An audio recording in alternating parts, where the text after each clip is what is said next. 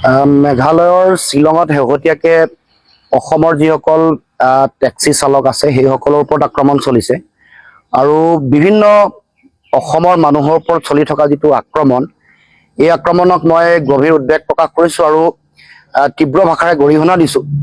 কাৰণ এনেকুৱা ধৰণৰ আক্ৰমণ কোনো কাৰণতে গ্ৰহণযোগ্য নহয়। মেঘালয়ৰ মুখ্যমন্ত্ৰী কনৰাড চাংমা ডাঙৰীয়াক মই আহ্বান জনাব খুজিছোঁ যাতে যিসকল দুষ্কৃতিকাৰীয়ে যিসকলে এই আক্ৰমণ সংঘটিত কৰিছে তেওঁলোকক যাতে কঠোৰ হাতেৰে দমন কৰে আৰু শান্তি শৃংখলা ৰক্ষাৰ স্বাৰ্থত যাতে কোনো কাৰণত এনেকুৱা ধৰণৰ আইন শৃংখলা জড়িত ঘটনা যাতে সংঘটিত নহয়। আৰু আমাৰ অসমৰ যিসকল টেক্সি চালকেই হওক বা অসমৰ পৰা পৰ্যটনৰ কাৰণে যোৱা বিভিন্ন কাৰণত শ্বিলঙলৈ যোৱা মানুহৰ ওপৰত যাতে কোনো কাৰণতে আক্ৰমণ নহয়, তাৰ কাৰণে তেওঁ এক শক্তিশালী ব্যৱস্থা গ্ৰহণ কৰক।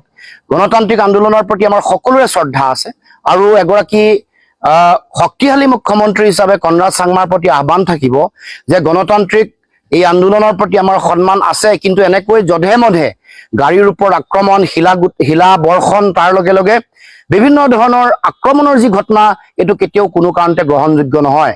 গতিকে আমাৰ যিসকল টেক্সি চালক আছে তেওঁলোকৰ নিৰাপত্তা নিশ্চিত কৰক, তেওঁলোকক ন্যায় দিয়ক আৰু যিসমূহ ক্ষয় ক্ষতি হ'ল তাৰ ক্ষতিপূৰণ দিবৰ কাৰণে মেঘালয়ৰ মুখ্যমন্ত্ৰী কনৰাড চাংমা ডাঙৰীয়াই ব্যৱস্থা গ্ৰহণ কৰিবৰ কাৰণে মই আহ্বান জনাইছোঁ।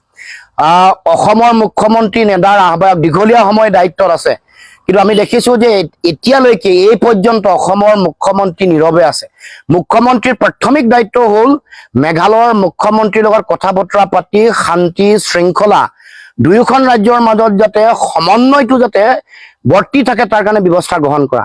এই ঘটনা এইবাৰে হোৱা নাই, একাধিকবাৰ এনেকুৱা ঘটনা ঘটিছে, কিন্তু অসমৰ মুখ্যমন্ত্ৰীয়ে এনেকুৱা ধৰণৰ সংঘাতৰ পৰিৱেশ, এনেকুৱা ধৰণৰ আক্ৰমণৰ ঘটনা নিয়ন্ত্ৰণ কৰি আমাৰ অসমৰ জনগণক ন্যায় দিবৰ কাৰণে কোনো ধৰণৰ স্থায়ী ব্যৱস্থা, কোনো ধৰণৰ স্থায়ীভাৱে কথা পাতি সমাধান সূত্ৰ উলিয়াবলৈ আজিলৈকে সক্ষম হোৱা নাই। এইটো অসমৰ মুখ্যমন্ত্ৰীৰ চূড়ান্ত ব্যৰ্থতা আৰু এইটো অত্যন্ত দুৰ্ভাগ্যজনক কথা।